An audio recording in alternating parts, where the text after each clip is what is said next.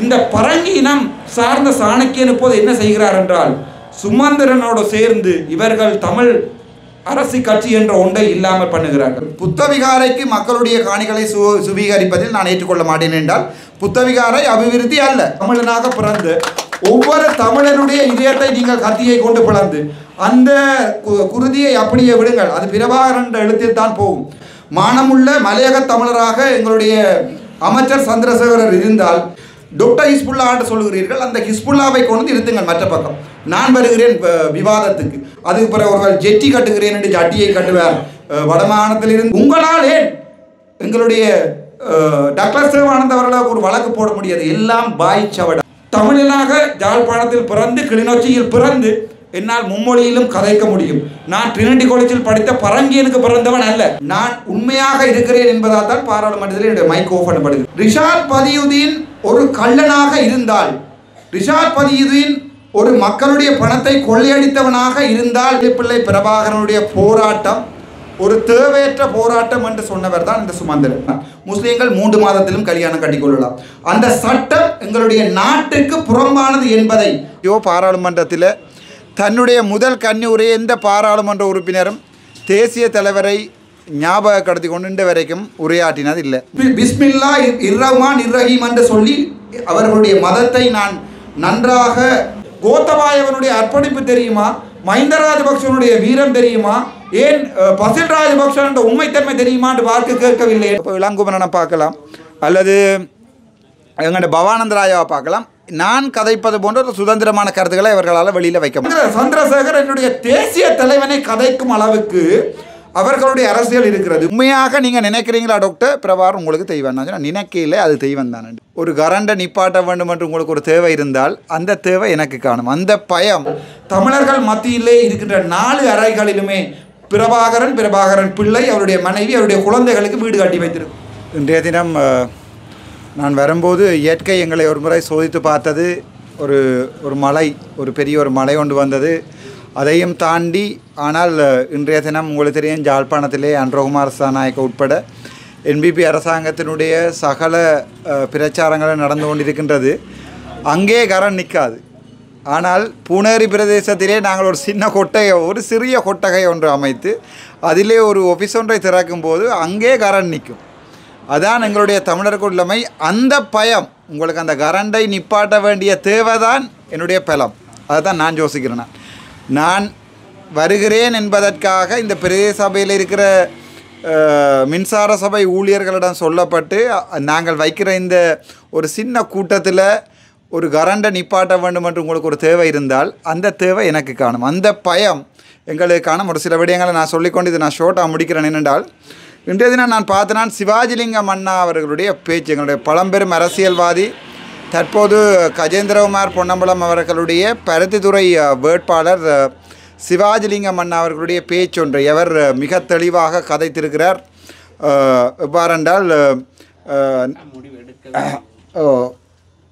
அவர் என்ன மாதிரி கதைத்திருக்கிறார் என்றால், வடக்கு மாகாணத்தை சிங்கள இனம்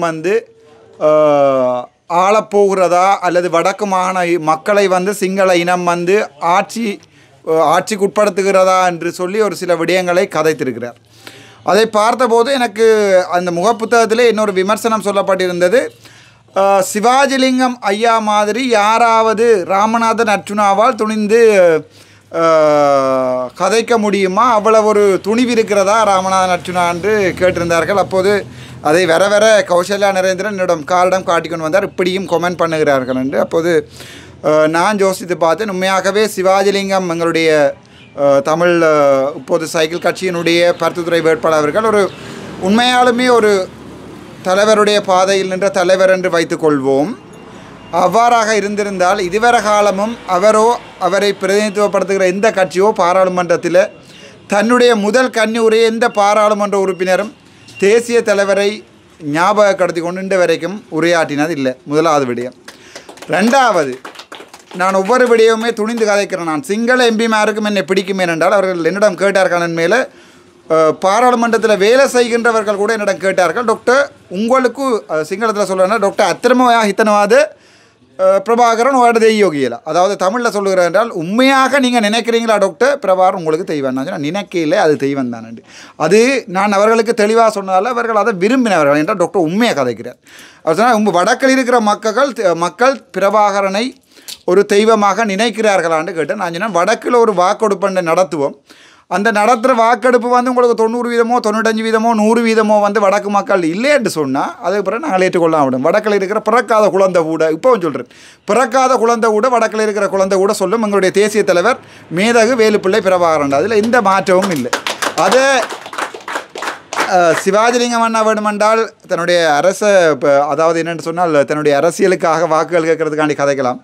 ஆனால் எந்த அரசியலுமே இல்லாத நான் பாராளுமன்றத்தில் முதல் போய் சொன்னது என்னுடைய தேசத்தின் தலைவன், எங்களுடைய தேசத்தின் உயிர் மூச்சு மேதகு வேலுப்பிள்ளை பிரபாகரனுக்கும் அவர்பால் நின்ற 44,000 போராளிகளுக்கும் என்னுடைய வந்தனங்கள் சொல்லி கொண்டு தான் நான் ஆரம்பித்ததன் பிறகுதான் தமிழரசு கட்சி சொல்லாமல் விட்டால் பிரச்சனை பானா சத்தியலிங்கம் கதைச்சவர். அதன் பிறகுதான் நான் நினைக்கிறேன் மட்டக்களப்பில் சேர்ந்த ஒரு வைத்தியர் ஒருவர் வந்து மேதகு பிரபாகரனை நேரடியாக சொன்னான். இப்போ இல்லை, இதுலையும் இல்லை, எனக்கு இந்த பிடிஐ பற்றி பயம் இல்லை. அன்றையிடம் ஜனாதிபதியோட கதைக்கும் போது ஜனாதிபதி எனக்கு சொன்ன நேரடி வாக்குறுதி, அரசியலுக்காக நான் பிடிஐயை பயன்படுத்த மாட்டேன் என்று சொல்லியிருக்கிறார். என்றால் அந்த பிடிஐயில் அரெஸ்ட் பண்ணப்படுகின்ற ஒவ்வொருவருக்கும் ஜனாதிபதி சைன் பண்ண வேண்டும். அப்போது அவர் நான் சொன்ன விடயம், அரசியலுக்காக அந்த பயங்கரவாத தடை சட்டத்தை பயன்படுத்த மாட்டேன். உண்மையாகவே இந்த நாட்டில் ஒரு ஆள் ஒரு புதுவிதமான ஒரு இயக்கத்தை உருவாக்க போகிறார், இல்லாட்டி எங்கள்கிட்ட அழிந்து போன எங்கள்கிட்ட இயக்கத்தை வந்து புதுப்பிக்க போகிறார், நாட்டில் அமைதியின்மை வரும், நாட்டில் பிரச்சனை வருமெண்டா மட்டும்தான் தான் அதை பாதிப்புன்னு சொல்லியிருந்தவர். அந்த பாதிப்புன்ற அந்த வசனங்களின் அடிப்படையில் தான் பானா சிவாஜிலிங்கம் அப்படி கதைச்சிருக்கலாம். ஆனால் என்னை பொறுத்த வரைக்கும் நான் யோசிக்கிறது என்னென்றால், அந்த மேடை பேச்சுகளுக்காக மட்டும் கதைப்பவன் அல்ல. நான் தெளிவாகவே சிங்கிள் எம்பிட்ட இப்போ உங்களுக்கு தெரியும் சில விஷயங்களை நான் நேராக சொல்லுறேன்.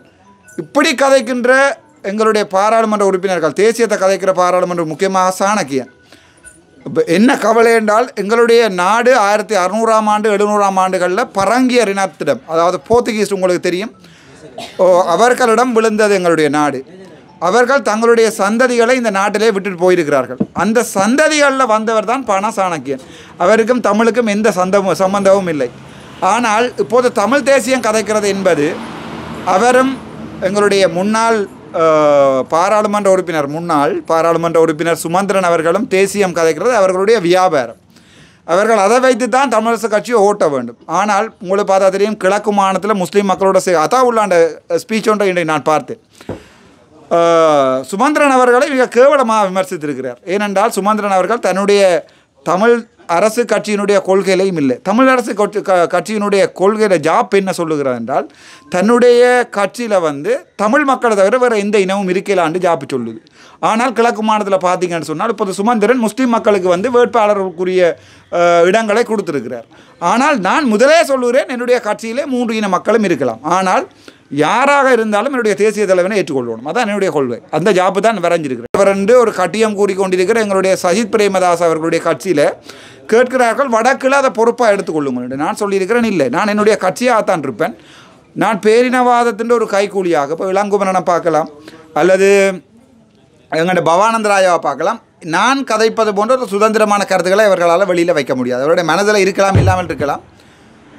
ஆனால் இதை கதைத்த போது கரண் வந்திருக்கிறது நல்லா இன்ஜின் போட்டிருக்கு. ரைட் என்னென்றால் ரைட். ஆனால் நான் அதை தெளிவாக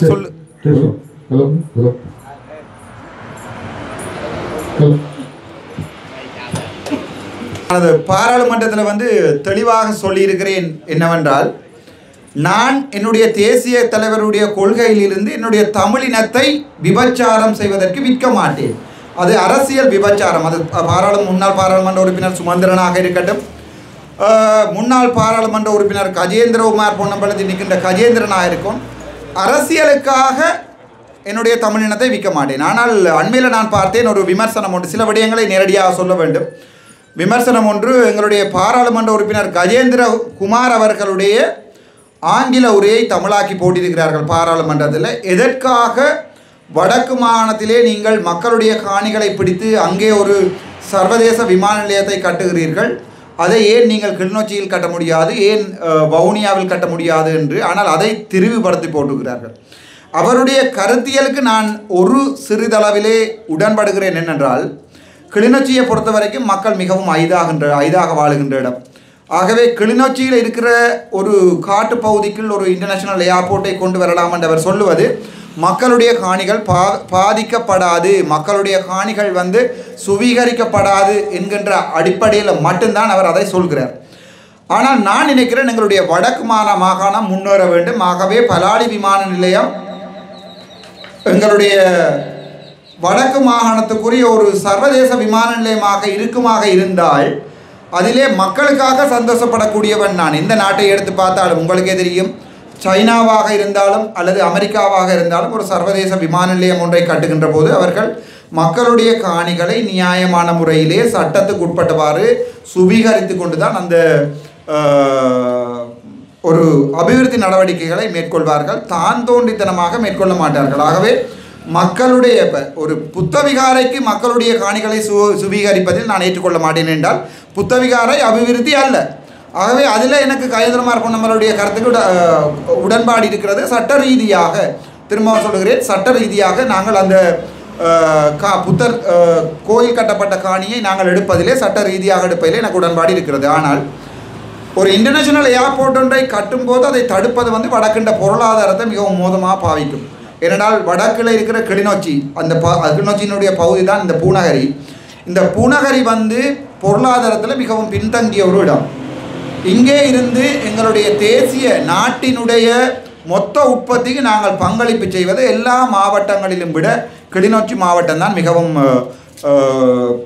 மிகவும் குறைவானது. அதனுடைய அர்த்தம் என்னென்றால் கிளிநொச்சி மாவட்டம் தான் மிகவும் வறுமையான மாவட்டம் என்பது அதில் தெளிவாகுது. எனக்கு கடவுள் கொடுத்த வரம் பூநகரி. இந்த முறை நாங்கள் உள்ளூராட்சி சபை தேர்தலிலே போட்டியிடுகிறோம். உள்ளூராட்சி சபை தேர்தலிலே போட்டியிடுகின்ற போது அதில் மிகவும் தெளிவான பார்க்க வேண்டிய விடயம், இந்த பூநகரி மண்ணை நாங்கள் வளப்படுத்த வேண்டுமாக இருந்தால் அரசாங்கம் உதவி செய்ய வேண்டுமா இல்லையா என்பதுதான் இங்கே கேள்வி. இல்லை என்பதுதான் எனது பதில். இந்த மண்ணிலே இருக்கின்ற பிரதேச சபையிலிருந்து எடுக்கப்படுகின்ற சகல பணம் நிலையான வைப்புகளிலே இடப்படாமல் அல்லது அங்கே இருக்கிற பூநகர சபை தவிசாளர் அதை சூறையாடாமல் அந்த பணத்தை அவ்வளவத்தையுமே இந்த மக்களுக்கு போடுவாராக இருந்தால் இந்த பூநகரி பிரதேசத்திலே வீடு இல்லாமல் ஒருவர் இருக்க முடியாது. பாதைகள் செப்பனிடப்படாத ஒரு பாதைகள் இருக்க முடியாது. இங்கே ஒரு பொது மண்டபம் கட்டப்பட வேண்டும், ஒரு விளையாட்டு மைதானம் அமைக்கப்பட வேண்டும், ஒரு பஸ் ஸ்டாண்ட், ஒரு பஸ் தரிப்பிடம் ஒரு வடிவான முறையில் அமைக்கப்பட வேண்டும். இப்போது நான் இந்த உள்ளூராட்சி சபை தேர்தலிலே அரசியல் கதைப்பது என்பதை விட மிகவும் தெளிவாக பூநகரி மக்களுக்கு ஒரு செய்தியை சொல்ல விரும்புகிறேன். உங்களுடைய பிரதேசம் செழிக்க வேண்டுமாக இருந்தால் இருக்கின்ற பணத்தை நாங்கள் இங்கே சரியாக செலவழிக்க வேண்டிய தேவை இருக்கலாம். அதற்கு நீங்கள் எந்த கட்சிகளில் பொருத்தமானவர் இருக்கிறார்கள் என்று பார்த்து யார் தலைமையில் அந்த பிரதேச சபை இருந்தால் அந்த பிரதேச சபையிலே நாங்கள் அணுகி கதைக்கலாம் என்பதை பார்க்க வேண்டும். நாங்கள் அதில் போய் கதைக்கலாமா? அம்பனண்ணா இருக்கிறார் என்றால் அவரோட போய் கதைக்கலாமா? அவர் நாங்கள் கேட்பதை பொதுமக்கள் ஒரு 500 பேர் கேட்கின்ற விடயத்தை செவிமடுக்காவிட்டால் அதை மேலிடத்தில் முறையிடக்கூடிய நிலைமை இருக்கிறதான்னு பார்க்க வேண்டும். அதோடு அங்கே மேலிடம் என்று சொல்லப்படுகின்ற ஒரு பாராளுமன்ற உறுப்பினர் முன்னிலை வகிக்கின்ற ஒரு கட்சியாக இருந்தால் அந்த கட்சியில் இருக்கிறவர்கள் அந்த அம்மனண்ணாவுக்கு சில விடயங்களை சொல்லி மக்களுடைய தேவைகளுக்காக, உதாரணத்துக்கு பார்ப்போம், நாங்கள் ஒரு அபிவிருத்தி நிலையம் ஒன்றே கட்டப்படுகிறோம் ஒரு கடற்கரையில். ஆனால் மக்கள் சொல்கிறார்கள் அது பொருத்தமான இடம் இல்லை, மக்கள் கூட உள்ள இடங்களுக்கு கட்டுங்கள் என்று சொல்லுகின்ற போது அம்பனண்ணா மாட்டல் என்று சொல்லுகிறார் என்றே பார்ப்போம்.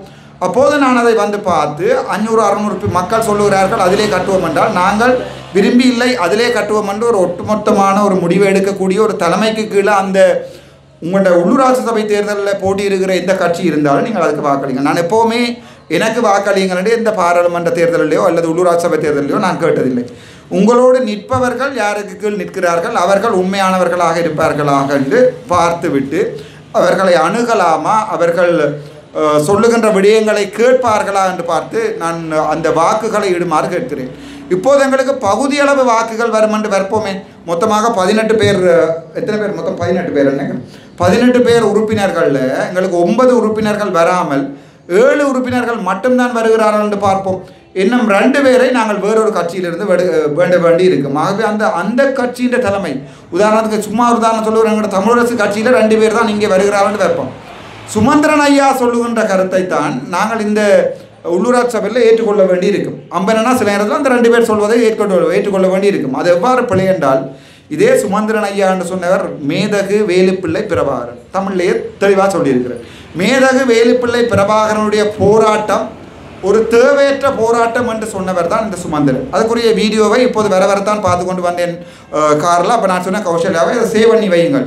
நாளைக்கு சுமந்திரன் போய் ஒரு வழக்கொன்றினை போடுவாராக இருந்தால், மான நஷ்ட வழக்கொன்றை போடுவாராக இருந்தால், அந்த வழக்குக்கு உதாரணமாக சுமந்திரன் ஐயா சமிழித்தவுடன் கதைத்த சிங்கள வீடியோனுடைய தமிழாக்கத்தை நாங்கள் கொடுக்க வேண்டியிருக்கும். எங்களுடைய தேசிய தலைவரை மமபிலிகண்ண என்று சிங்களத்தில் சொல்லுகிறார். அதாவது நான் ஏற்றுக்கொள்ள மாட்டேன். என்னுடைய தேசிய தலைவர் எங்களுடைய இதயத்தை பிளந்து அதிலே வருகின்ற குருதிகளை நீங்கள் நிலத்திலே விட்டால் அது பிரபாகரன் என்ற எழுத்தாகத்தான் ஓடும். அதில் எந்த வித்தியாசமும் இல்லை. ஒவ்வொரு தமிழனாக பிறந்து ஒவ்வொரு தமிழனுடைய இதயத்தை நீங்கள் கத்தியை கொண்டு பிளந்து அந்த குருதியை அப்படியே விடுங்கள், அது பிரபாகரன் என்ற எழுத்தில் தான் போகும். இதை சொல்லும்போது தான் எனக்கு ஞாபகம் வருகிறது எய்மர் கடாபி என்கிற விடயத்தை நான் சொல்ல வேண்டும். பிரபாகரன் அவருடைய தலைமை எவ்வாறு இருந்தென்றால், நான் இதை கதைப்பதற்கு பயப்படவில்லை, பிடிஐக்கும் பயப்படவில்லை. ஏனென்றால் எங்களுடைய அமைச்சர் சந்திரசேகர் வாக்கு கேட்பதே பிரபாகரனுடைய பெயரை சொல்லித்தான். இதே சந்திரசேகர் தான் 2002ஆம் ஆண்டு எங்களுடைய சமாதான உடன்படிக்கையை காலி செய்யுங்கள், 2005ஆம் ஆண்டு காலி செய்யுங்கள், மீண்டும் போரை தொடங்குங்கள் என்று சொல்லி தெருவாக போராட்டங்களை தொடங்கியவர் தான் இந்த சந்திரசேகர். அந்த சந்திரசேகர் என்னுடைய தேசிய தலைவனை கதைக்கும் அளவுக்கு அவர்களுடைய அரசியல் இருக்கிறது. இப்போது கூட எங்களுடைய அவர் என்ன பேர் எங்களுடைய பிமல் ரத்நாயக கதைக்கின்ற போது கூட, அல்லது எங்களுடைய என்பிபி அரசாங்கம் கதைக்கும் போது தலைவனுடைய வீரம் தெரியுமா, தலைவனுடைய அர்ப்பணிப்பு தெரியுமா என்று தான் கதைக்கிறார்கள். ஏன் அவர்கள் போய் கோத்தபாயவனுடைய அர்ப்பணிப்பு தெரியுமா, மஹிந்த ராஜபக்சனுடைய வீரம் தெரியுமா, ஏன் பசில் ராஜபக்ச என்ற உண்மைத்தன்மை தெரியுமா என்று வாக்கு கேட்கவில்லை என்றால், அல்லது இவன் ரோகண விஜயவீரை பற்றியே கதைக்கலாம். அவர்கள் விரும்பினால் ரோகண விஜயவீரின் வீரம் தெரிய, அவர்கள் அதை கதைக்கவில்லை. என் தலைவன் பெயரை சொல்லித்தான் உங்களுக்கு தமிழ் மக்களிடையே வாக்கு கேட்க வேண்டி இருக்கிறது என்றால், தமிழர்கள் மத்தியிலே இருக்கின்ற 4 அறைகளிலுமே பிரபாகரன் பிள்ளை, அவருடைய மனைவி, அவருடைய குழந்தைகளுக்கு வீடு கட்டி வைத்திருக்கிறோம். அதில் எந்த சந்தேகமும் இல்லை. ஒவ்வொரு தமிழ் குழந்தையும் வளரும் போது யார் பிரபாகரன் என்று கேட்டுத்தான் வளர்மைய ஒழிய யார் பசில் ராஜபக்ச, யார் ரோகண விஜயவீர என்று கேட்டு வளரப்போவதில்லை. அதுதான் உண்மை. எங்களுடைய சுமந்திரன், எங்களுடைய சாணக்கியன், இந்த 2 பேரும் எங்களுடைய தேசிய தலைவனுடைய துரோகிகள் என்று அறிவிக்கப்பட வேண்டியவர்கள். என்ன காரணம் என்றால், எங்களுடைய சாணக்கியனை எடுத்து பார்ப்போம். எங்களுடைய சாணக்கியன் பிள்ளையானுடைய பின்புலத்தில் இருந்து வந்து பிள்ளையானுக்காக மட்டக்களப்பிலே உரையாற்றுகின்ற வீடியோவை நான் வரும்போது பார்த்து கொண்டு வந்தேன். பிள்ளையானால் மஹிந்த ராஜபக்சவால் அரசியலுக்கு கொண்டு வரப்பட்ட பரங்கி இனத்தை சார்ந்து அவருடைய வீடியோவை நான் கௌசல்யாவிட்ட சொன்னேன். அந்த பரங்கியருடைய வீடியோவை நீங்கள் சேவ் பண்ணி வையுங்கள். நாளைக்கு அவர் பரங்கி இல்லை என்று சொல்லி வழக்கு போடுவாராக இருந்தால், நான் இங்கே இனம் கதைப்பது ஏனென்றால் என் இனம் அழிந்து போயிருப்பதால், அதனால் தான் இன வார்த்தைகளை நான் கதைக்கிறேன். ஒரு பரங்கி இனத்தினுடைய பிள்ளை வந்து மட்டக்களப்பில் இருந்து சொல்லுகிறது தலைவரை பற்றி. ஆனால் தமிழனுக்கு பிறந்த எனக்கு, வடக்கில் பிறந்த எனக்கு, இந்த புக்காரா, கிபிர், மிராஜ், வயசு போனவர்கள் எல்லாருக்குமே தெரியும். இந்த 50 கலிவர் இந்த எல்லாத்தையுமே பார்த்து அந்த புக்காரா எங்கே விழுகிறது குண்டுகளை எண்ணி ஆக்கள் நாங்கள். 3 விழுந்துதா 2 விழுந்துதா அந்த வந்து கொண்டே இருக்குது, அந்த 3வது ரங்குதன்று சொல்லி வளர்ந்தார்கள் நாங்கள். எங்களுக்கு எங்களுடைய தேசிய தலைவருடைய பெயரை சொல்லுவதற்கு உரிமை இருக்கிறது. இந்த சிவப்பு கொடியும் இந்த மஞ்சள் கொடியும் எப்போவுமே தேசிய தலைவருடைய வரலாற்றை தான் இந்த மண்ணுக்கு சொல்லி வைக்கும்.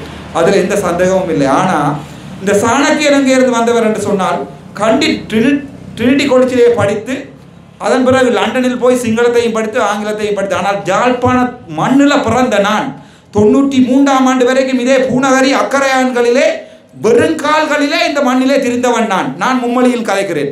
நான் தமிழனாக யாழ்ப்பாணத்தில் பிறந்து கிளிநொச்சியில் பிறந்து என்னால் மும்மொழியிலும் கதைக்க முடியும். நான் ட்ரினிட்டி காலேஜில் படித்த பரங்கியனுக்கு பிறந்தவன் அல்ல.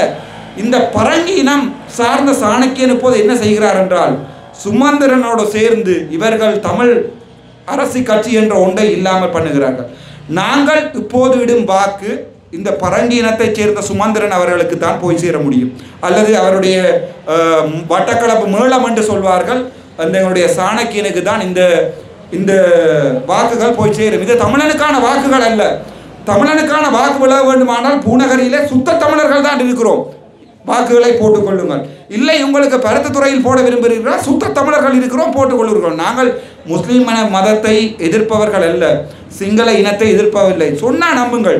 பேராதனை வைத்தியசாலையில் இருந்து நான் சாவகச்சேரி வைத்தியசாலை வரும்போது பேராதனை மக்கள், பேராதனை சிங்கள என்னுடன் படித்த என்னுடன் வேலை செய்தவர்கள் சொன்னார்கள் நாங்கள் ஸ்ட்ரைக் பண்ண போகிறோம் என்று. அவ்வளவுக்கு நான் உண்மையானவனாக அங்கே இருந்தேன். நேரடியாக சொல்லியிருக்கிறேன். நீங்கள் எங்களுடைய நவாலியில் அடித்த குண்டுகளில் இருந்து ஒவ்வொரு கை கால்களை தூக்கி டிராக்டரில் போடும்போது வீடியோவை பார்த்தவன் நான் என்று சொன்னபோது சிங்கள மக்கள் நம்பவில்லை. இல்லை இல்லை அப்படி நடக்கவில்லை என்று. நான் எங்களுடைய கிளிநொச்சியில் பாடசாலை குழந்தைகள் போகும்போது கிளைமோர் வைத்த வீடியோவை எடுத்து காட்டினேன். எங்களுடைய 92ஆம் ஆண்டு நினைக்கிறேன், எங்களுடைய நவாலியில் குண்டடிபட்டு குழந்தைகள் சிதறிய வீடியோவை எடுத்து காட்டினேன். எங்களுடைய செஞ்சோலையிலே இருந்த குழந்தைகள் சிதறிய வீடியோ எடுத்து காட்டிய போது அவர்கள் சொன்னார்கள் இவை எங்களுக்கு வருவதில்லை. இதே மாதிரி தான் எங்களுடைய ரவிராஜ் அண்ணாவும் சிங்களத்திலே போய் இங்கே நடக்கின்ற அநியாயங்களை சொல்லும்போது சிங்கள மக்கள் ஏற்றுக்கொள்வார்கள். நான் கடைசியாக கதைத்த இந்த நாட்டிலே ஒரு சட்டம் தான் இருக்க வேண்டும், அதையும் தெளிவாக சொல்லுகிறேன். முஸ்லீம் மக்களுக்கு எதிரான கருத்து என்று சொல்லி இவர்கள் சொல்வதை இவர்கள் சொன்னார்கள், பாராளுமன்றத்தில் சொல்லாமல் 7 வந்தால் வெளியே வந்து சொல்லு, நாங்கள் உங்களுக்காக வழக்கு போட்டுக்கொள்கிறோம், முடிந்தால் இந்த வீடியோ வைத்து வழக்கு போடுங்கள். MMDA என்ற ஒரு ஆக்ட் ஒன்று இருக்கிறது, முஸ்லீம் மேரேஜ் டிவோர்ஸ் ஆக்ட். அந்த ஆக்டின் படி 3 மாத குழந்தையையும் கல்யாணம் செய்து கொள்ளலாம். ஆனால் இதே ஒரு தமிழன், ஒரு சிங்களவன் போய் ஒரு 12 வயது பிள்ளையை கல்யாணம் செய்தால் ரேப் என்ற அடிப்படையிலே நாங்கள் தண்டிக்கப்படுவோம். அதுதான் இலங்கையின் சட்டம். சட்டத்தரணி இருக்கிறார். செக்ஷுவல் கன்சென்ட் கொடுப்பது, உடலுறவு வைத்து கொடுப்பதற்குரிய கன்சென்ட் கொடுக்கிற வயது இலங்கை சட்டப்படி 16. கல்யாணம் கட்டுவதற்குரிய வயது இலங்கை சட்டப்படி 18. அது யாரு கண்டால் எங்களுக்கும் சிங்களவர்களுக்கு மட்டும்தான். முஸ்லீம்கள் 3 மாதத்திலும் கல்யாணம் கட்டிக்கொள்ளலாம். அந்த சட்டம் எங்களுடைய நாட்டுக்கு புறம்பானது என்பதை, அந்த சட்டத்தால் எங்களுடைய ஒரு நாடு, இந்த நாடு தமிழர்களுக்கு ஒரு நீதி, சிங்களவர்களுக்கு ஒரு நீதி என்பதை பாராளுமன்றத்தில் நான் சொன்னபோது இங்கே இருக்கும் படித்த முஸ்லீம்கள் சொன்னார்கள் வாரும்போது விவாதத்துக்கு வருவோம் என்று. எனது அப்பா ஒரு விடயம் எனக்கு சொல்லி வளர்த்திருக்கிறார், நீ உன்னுடைய தகமைக்குரியவனுடைய போய்த்தான் விவாதத்துக்கு போவோம். என்னை விவாதத்துக்கு அழைத்தவர்களை பார்த்தேன், அவர்களோடு விவாதம் செய்வதற்குரிய தகமை எனக்கு இல்லை. ஒரு பாராளுமன்ற உறுப்பினரை நீங்கள் கொண்டு வருவீர்களாக இருந்தால், முக்கியமாக டாக்டர் ஹிஸ்புல்லா ஆண்டு சொல்லி, அவர் என்ன டாக்டர் எனக்கு தெரியவில்லை, டாக்டர் ஹிஸ்புல்லா ஆண்டு சொல்லுகிறீர்கள், அந்த ஹிஸ்புல்லாவை கொண்டு இருத்துங்கள் மற்ற பக்கம், நான் வருகிறேன் விவாதத்துக்கு. அல்லது நசீர் கசீம் என்று சொல்லி ஒரு பாராளுமன்ற உறுப்பினர் இருக்கிறார், அவரை கொண்டு இருத்துங்கள், நான் வருகிறேன். அவர் ஒரு சட்டவாளர் இருக்கிறார், அவருடைய பேரும் எனக்கு ஞாபகம் இல்லை, அந்த சட்டவாளரை கொண்டு வர சொல்லுங்கள். நான் அவர்களுடைய எந்த விதமான லைவில் நீங்கள் அந்த விவாதத்தை போடுவீர்களாக தான் நான் பாரதத்துக்கு தயாராக இருக்கிறேன். பிஸ்மில்லா இர்ரஹ்மான் இர்ரஹீம் என்று சொல்லி அவர்களுடைய மதத்தை நான் நன்றாக வணங்கித்தான் அந்த பேச்சை ஆரம்பித்திருந்தேன். ஆகவே மதத்துக்கு எதிரானவன் அல்ல.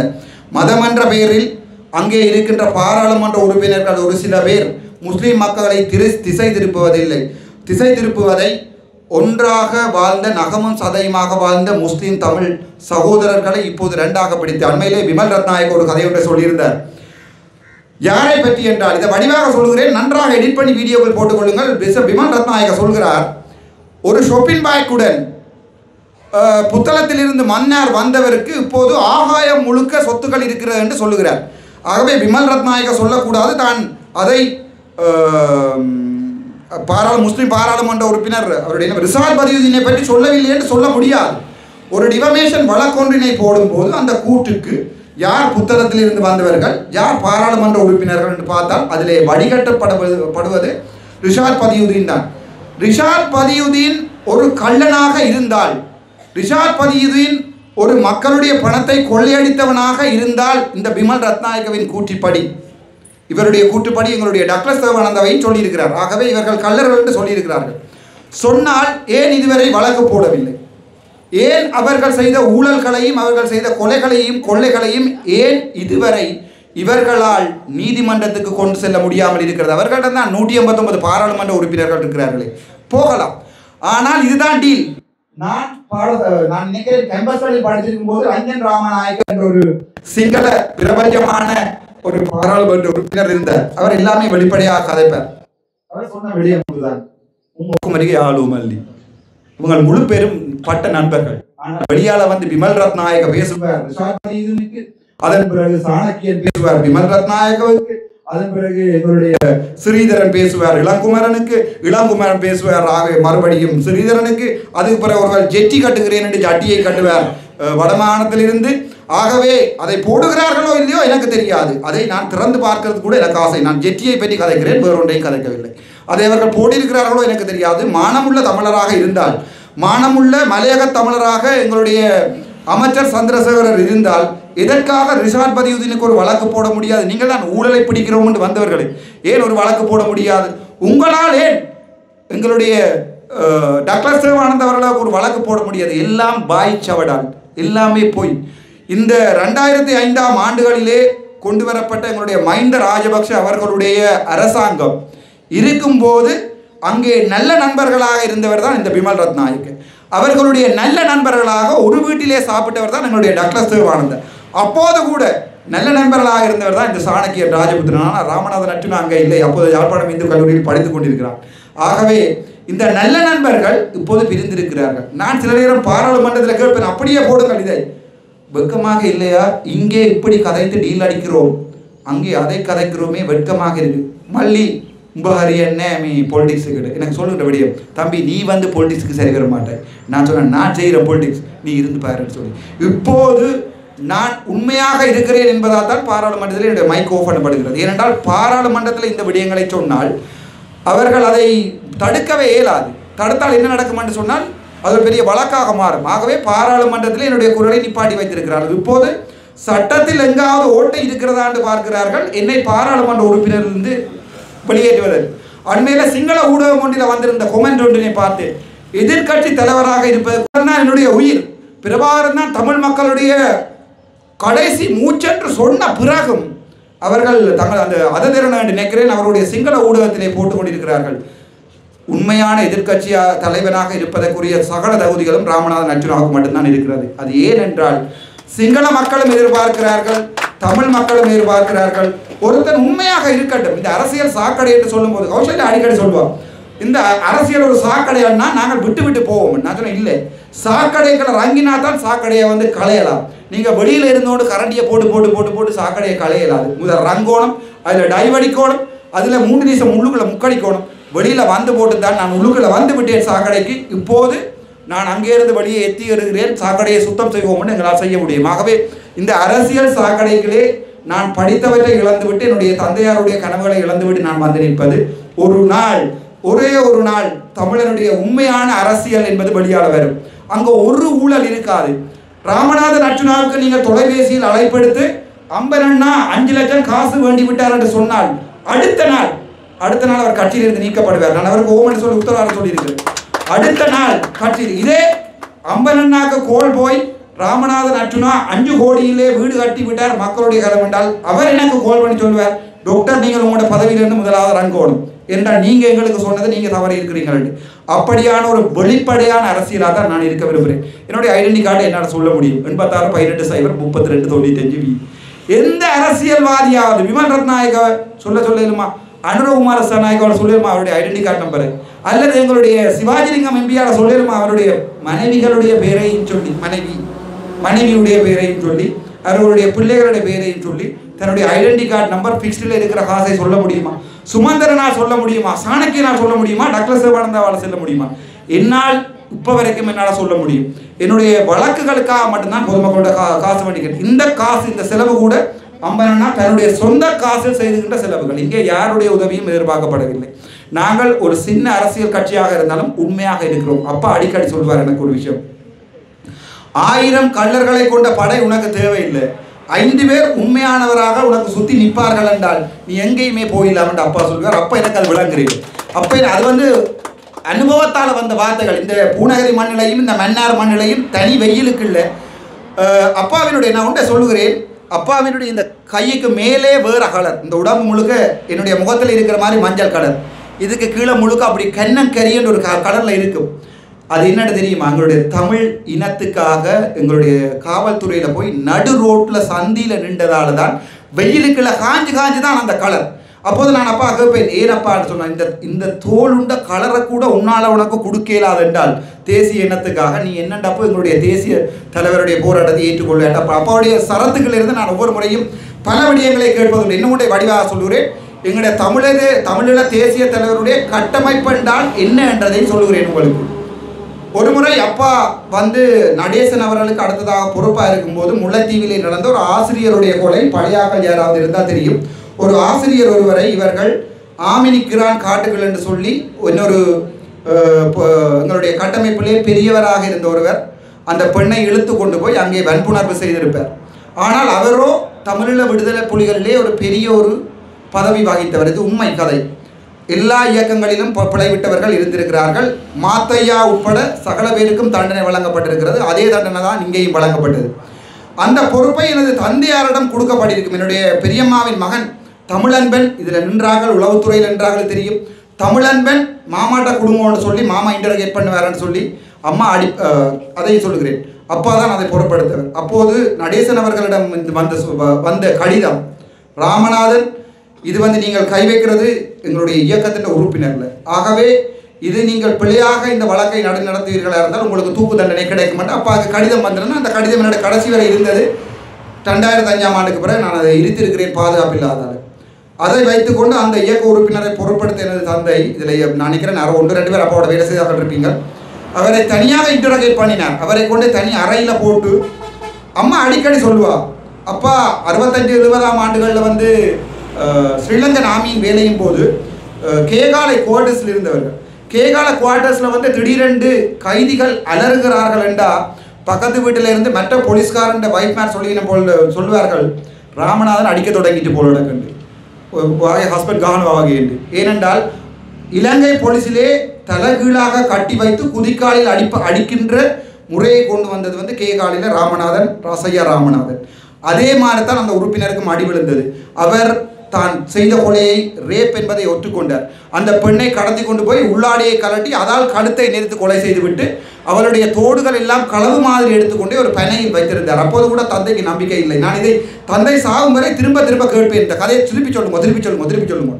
திருப்பி கொண்டு போனால் ஒரு பனை மரம், ஒற்றை பனை ஏறி அங்கே பார்த்தால் தோடுகளில் இருந்து அவருடைய ஹேண்ட்பேக்லேருந்து எல்லாம் எடுத்துக்கொண்டாங்கிறது. உங்களுக்கு தெரியும், சட்டத்தரணியும் இருக்கிற ஒரு சாட்சியம் ஒன்று நிரூபிக்கப்படுவதாக இருந்தால் அங்கே கொலை நடந்ததை கண்டு அவர்கள் அந்த சாட்சி ஆதாரங்களை மீட்டெடுத்தால் அந்த சட்டத்திலிருந்து வெளியால் வரையிலாது.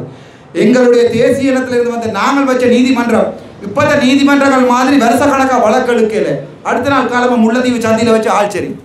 அதுதான் எங்களுடைய ஒரு பெண்ணை நீ கொலை செய்கிறாக இருந்தால், அவளை கழுத்தை அமர்த்தி கொலை செய்கிறாயா இருந்தால் அது நிரூபிக்கப்பட்டதால் அன்று அந்த வழக்குகள் மாறி இருந்தால் என்னுடைய தந்தையை நான் கண்டிருக்கிறாது. ஆனால் இல்லை, நீதி கிடைக்க வேண்டும். அந்த கடிதத்தை பார்த்து வாசித்த போது அப்பாக்கே சொன்னார், தான் ஒரு முறை தள்ளாடி விட்டேன். ஏனென்றால் இந்த வழக்கை எடுப்போமா எடுக்க வேண்டாமா என்று யோசிப்பதும் விடுவோம். இல்லை, இந்த வழக்கை எடுப்போம், இவனாகத்தான் இருக்க வேண்டும் என்ற ஒரு நம்பிக்கையில் போய் அவரை இன்டரோகேட் பண்ணி தான் அந்த அவ்வாறான நீதிகளை கொடுத்தது தான் எங்களுடைய நீதிமன்றம்.